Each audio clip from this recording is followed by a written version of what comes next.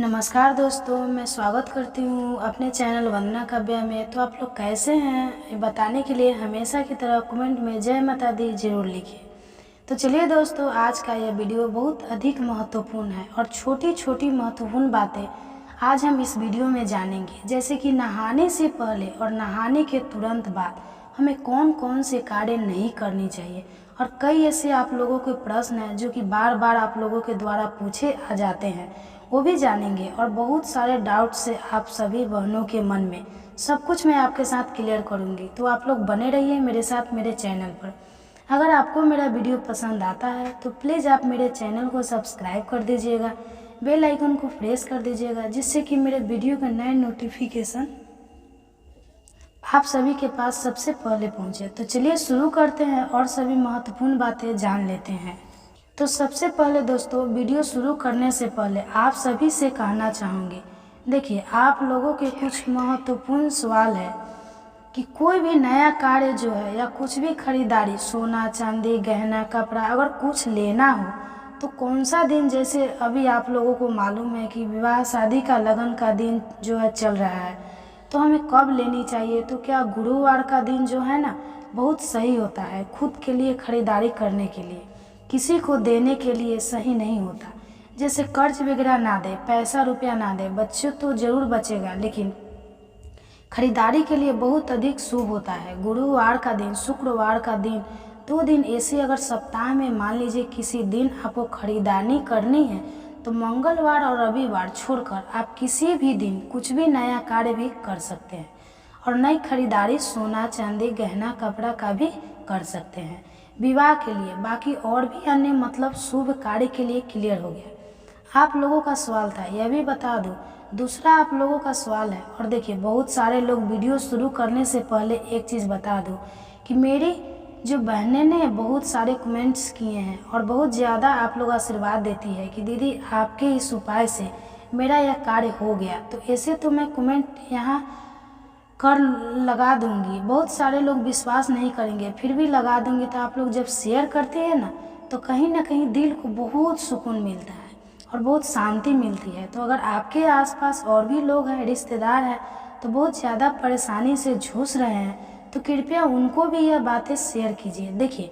दूसरों के भी जीवन में अगर खुशहाली आएगा ना तो भगवान आपको भी आशीर्वाद देंगे। तो ऐसा नहीं कि हमारा काम बन गया तो हम दूसरों को नहीं बताएंगे। बहुत सारे लोगों के मन में ऐसी भावनाएं आ जाती है, किस लिए मेरा हो गया तो कौन दूसरे को बताता है। ऐसा कुछ नहीं है। अगर आपको उस चीज़ से लाभ पहुंचा है तो आप लोग ज़रूर दूसरे को भी शेयर कीजिए, उनको भी बताइए कि उनका भी कार्य जो है बन जाए। तो कमेंट्स आप लोग पढ़ लीजिएगा। जिस बहन का मेरे बहुत सारे कार्य हो गए हैं तो बहुत खुश है, सभी को दिल से धन्यवाद। और इसी प्रकार से अगर आप लोगों के कार्य बन जाते हैं तो मेरे साथ ज़रूर शेयर कीजिए, और जो दीदी को भी कहीं ना कहीं प्रसन्न आप लोग ज़रूर कीजिए। तो चलिए, जब अपना जो मेरा मेन पॉइंट है, अपना वीडियो है, उस पर बात कर लेते हैं। तो सबसे पहले दोस्तों आपको बता दूं कि देखिए जैसे आप लोगों का कमेंट आता है, जैसे सरस्वती पूजा था या कोई और भी पूजा पाठ आता है, तो हम लोग जैसे बाल धोते हैं उस दिन, पूजा पाठ के दिन मान लीजिए धोना पड़ जाता है। और बहुत सारे व्रत है कि व्रत के दिन आप लोग बाल धो सकते हैं। बातों को थोड़ा सा समझिए। जैसे सुहागन वाले व्रत होते हैं ना, जाति या करवा चौथ, तीज, ऐसे सब व्रत में अमावस पूर्णिमा ऐसे सब दिनों पर बाल नहीं धोनी चाहिए। बाकी जैसे तेरस का हो गया, मतलब त्रयोदशी का, प्रदोष का, गुरुवार को नहीं धोते, तो ऐसे सब व्रत के दिन भी आप लोग बाल धो सकते हैं। ऐसा कुछ नहीं है कि व्रत के दिन बाल नहीं धोते हैं। तो ये हो गया। तो आप लोग कहते हैं कि बाल धोकर और हमें पूजा करनी होती है, तो हम मंदिर जाते हैं, तो मंदिर जाते हैं तो कैसे महावर न लगाए। आप कहती हैं कि नहाने के तुरंत बाद जो है महावर नहीं लगानी चाहिए, तो हम नहीं लगाएंगे तो फिर हमारा कार्य जो है लेट हो जाएगा। तो आपको समझा दूँ, पहले तो आपको बताना चाहूँगी कि देखिए नहाने से पहले तो नियम है कि उठकर झाड़ू वगैरह हमें लगा लेनी चाहिए। और जो लोग नहीं नहाकर किचन में जाते हैं, रसोई घर में बहुत ज़्यादा बिजी हैं, और ये चीज़ मैं फील कर सकती हूँ। सुबह में हर घर में बहुत अधिक भाग दौड़ होती है, तो आप लोगों के बहुत सारे कमेंट्स आते हैं, जैसे हम बच्चे हैं, हमारे छोटे हैं, नहीं कर पाते हैं, या ऐसे वैसे, मतलब बहुत सारे आप लोग कमेंट्स करते हैं कितना बताऊंगी, तो हम नहीं स्नान कर पाते हैं तो कुछ होगा नहीं ना दीदी, दोष नहीं लगेगा ना। मतलब ऐसे आप लोग पूछते हैं जैसे लगता है कि मैं ही आप लोगों का क्या, मैं आप लोगों का दुख हार लूँगी, ऐसे आप लोग मुझे समझाती है। लेकिन देखिए, अगर नहीं स्नान कर पाती है तो वस्त्र अगर हो सके तो ज़रूर बदल दीजिएगा, और ब्रश बिना ब्रश किए रसोई घर में मत जाइएगा, ठीक है। बाकी चीज़ आपके ऊपर है, आप लोग करें या ना करें देख लीजिएगा। बिना नहाए तो नहीं जाना चाहिए, लेकिन मजबूरी में ठंडी का दिन है, अगर नहीं नहा पाती हूँ तो बिना ब्रश का कभी किचन में ना जाए, ब्रश करके ही जाए। बासी मुंह से हमें नहीं जानी चाहिए। और झाड़ू वगैरह पोछा जो भी करना है आप लोग सुबह कर सकते हैं, नहाने से पहले झाड़ू को पक्का लगा लीजिएगा। पोछा वगैरह लोग के लगा जाने के बाद भी आप लोग कर सकते हैं। और ये चीज़ देखिए, मुझे बताना नहीं था लेकिन फिर भी आपको समझा रही हूँ। तो बात करते हैं कि नहाने के बाद तो देखिए, जब आप स्नान कर लेते हैं तो स्नान करने के तुरंत बाद हमें महावर नहीं लगानी चाहिए। लेकिन वैसी स्थिति अगर बन जाती है कि एकदम लगाना ही है, कहीं जल्दी से जाना है, कहीं पूजा पाठ पड़ गया, तो आपको समझा दो कि नहाने के तुरंत बाद आप लोग लगा सकते हैं। ऐसा कुछ नहीं है कि नहाने के बाद हम महावर नहीं लगा सकते। स्नान करके 2-4 मिनट के बाद आप लोग बैठकर महावर लगा सकते हैं। बाल धोने के तुरंत बाद आपको महावर नहीं लगानी चाहिए। फिर बहुत सारे लोग पूछेंगे कि क्यों नहीं लगानी चाहिए, क्या नहीं इतनी आप लोग तर्क करती है क्या? मेरी तो देखिए, नहीं पूछे तो ज़्यादा बेहतर है। शुभ नहीं होता, बस एक ही वर्ड आपको बोल देती हूँ कि बिल्कुल शुभ नहीं होता। नहाने के तुरंत बाद जो है, अब बाल धोने के तुरंत बाद जो है हमें महावर नहीं लगानी चाहिए। हमें कम से कम 10 से 15 मिनट बाद ही महावर लगाना देना चाहिए, तभी आपको लगानी चाहिए। थोड़ा बहुत इमरजेंसी हो तो 5 मिनट के बाद भी आप लोग लगा सकते हैं। तुरंत हमें नील भी नहीं काटनी चाहिए, नेल भी नहीं काटनी चाहिए। यह चीज़ तो आपके बड़े बुजुर्ग भी ज़रूर बताए होंगे, और बहुत सारे लोगों को यह नियम पता होगा कि नेल काटना, तुरंत पैरों में महावर लगाना अशुभ दिनों में किया जाता है। इसलिए मैं आपको उतना डिटेल नहीं बताऊंगी, तो आप लोग कभी मत कीजिएगा। वो हाथ का हो, पैर का हो, कभी ना करें। तीसरा नियम क्या है कि नहाने के तुरंत बाद जो है भगवान के सामने हमें हाथ जरूर जोड़नी है। उसमें भी बहुत सारे लोगों का प्रश्न आते हैं कि टाइम नहीं मिलता तो ऐसे वैसे क्या करें, नहीं करें तो देखिए क्या कीजिएगा, ठीक है। आप लेट से ही अगर स्नान करती है तो जब भी करते हैं ना, अगर बहुत सारा पूजा पाठ करने का समय नहीं है, मानते हैं छोटे बच्चों हैं, आप लोग बहुत परेशानी रहती है, तो कम से कम भगवान के सामने हाथ जोड़कर क्षमा तो मांग लीजिए कि हे भगवान, बहुत बिजी हूँ, बहुत व्यस्त हूँ, नहीं कर पा रही हूँ। तो हाथ 2 मिनट भी जोड़ के चले जाइए। बाकी कार्य आपको करने का समय नहीं है तो नियम तो है कि बिना भोग लगाए, बिना धूप बत्ती, बिना दिया का तो एक दिन भी घर हमें नहीं रखनी चाहिए। वो भी अशुभ दिनों में ही रखा जाता है, बिल्कुल शुभ नहीं है। ऐसे मतलब घर में पूजा पाठ होना बहुत ही अच्छा होता है। एक तो सकारात्मक ऊर्जा भी हमारे घर में बनी रहती है, और आप जो हैं उतना नहीं कर सकते। मान लीजिए हस्बैंड कर लिए हैं, सास अगर पूजा कर लिए हैं, घर में कोई और सदस्य कर ले, तो आप कम से कम हाथ तो ज़रूर जोड़िए।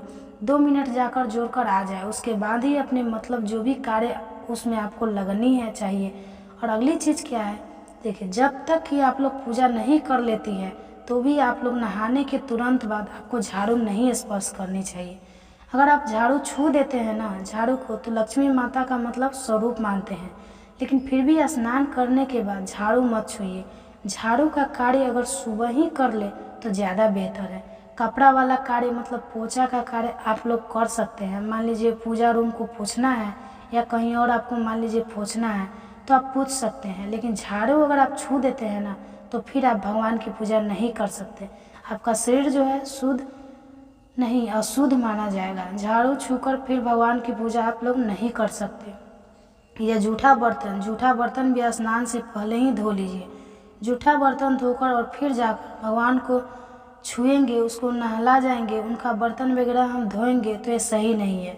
और स्नान करने के बाद भी हमको भगवान जी की बर्तन धोनी चाहिए। रात को चाहे तो धो सकते हैं, लेकिन सुबह उसको खंगार कर उसमें जल वगैरह आप लोग ले लीजिएगा। बहुत सारे आप लोगों के डाउट्स रहते हैं, रात में धो सकती है, तो जी हाँ, भगवान जी का बर्तन है, आप लोग रात में धो सकते हैं, लेकिन सुबह झूठा बर्तन नहाने के बाद ना धोएं। मान लीजिए पूजा करके अगर नहीं धो पाई है, बर्तन ऐसे पड़ा है, तो पूजा करके ही आपको बर्तन आपको धोनी है, या झाड़ू आपको छूकर मतलब झाड़ू को लगानी है। दोबारा अगर लगाना चाहते हैं तो पूजा करने के बाद ही ये सब कार्य आपको करनी है। स्नान करके और यह सब कार्य करके और फिर भगवान को स्पर्श करने मत जाइएगा, नहीं तो फिर आपका शरीर जो है अशुद्ध माना जाता है। क्लियर हो गया। और अगला सबसे महत्वपूर्ण आप लोगों का सवाल है, बहुत रोड लेकिन आपको समझा दूँ। जैसे हम लोग रेंट पे रहते हैं तो मैं ऊपर रहती हूँ और नीचे हमारे मतलब क्वार्टर वाली रहती है, जो मकान मालिक है वो रहती है। तो अब हमारे हस्बैंड घर से निकलते हैं तभी वह झाड़ू लगाने लगती है, और यह देखकर मैं बहुत दुखी हो जाती हूँ। कोई परेशानी तो नहीं आएगा ना, मैं बहुत परेशान हो जाती हूँ। जल्दी बताइए, जल्दी बताइए। तो देखिए, जो कमेंट्स आप लोगों का तुरंत पढ़ लेती हूँ उसका तो तुरंत रिप्लाई वो देती हूँ कि आदमी सामने वाला बहुत परेशान है और कोई बहुत ज़्यादा परेशान रहता है ना, तो मुझे भी लगता है कि तुरंत उनको रिप्लाई देना ज़रूरी है, क्योंकि आप इतने सब आप लोग यह करने लगते हैं ना। जल्दी रिप्लाई दीजिए कि हमको आराम मिल जाए। तो आपको बता दूं, देखिए जो नियम धर्म है ना आपके शरीर से है, वो क्वार्टर वाली अगर झाड़ू लगा रही है और आपके हस्बैंड जा रहे हैं तो उससे आपको दुखी होने की कोई ज़रूरत नहीं है। जिनके यहाँ भी ऐसा होता है उनके लिए बता दो, आप जो कीजिएगा ना वो आपके घर वालों के सामने आएगा। वो दूसरा कोई दूसरी कोसी का यात्रा क्यों शुभ करेगा या नहीं करेगा, उसका आपको चिंता नहीं करनी है कि वो झाड़ू क्यों लगाती है। हमारे हस्बैंड जाते हैं, वो अपने घर लगा रही है, अपना नियम धर्म करिए, आप लोग मत लगाइए। या कोई गेस्ट भी जाता है तो या आपके हस्बैंड भी जाते हैं तो कुछ देर रुक के लगा सकते हैं। स्नान भी आप लोग कर सकते हैं, या झाड़ू भी कुछ देर रुक कर ही करनी चाहिए। ये बहुत अच्छे अच्छे लक्षण और नियम है तो अपनाते हैं, उनके लिए तो बहुत ही अच्छा है। लेकिन जो नहीं अपनाते हैं उनको अंधविश्वास समझते हैं तो ज़रूर अपनाएं, क्योंकि ज़िंदगी में केवल खाना पीना घूमना रहना ही कोई जीवन नहीं है।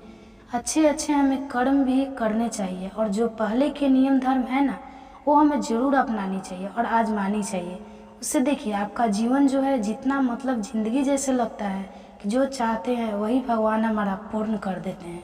तो आप लोग करके देखिएगा, जो किस्मत में होगा ज़रूर मिलेगा, और मेहनत के बल पर तो मिलेगा ही। मेहनत तो करनी ही है, लेकिन अच्छे किस्मत के लिए हमें अच्छे अच्छे कार्य भी करने हैं।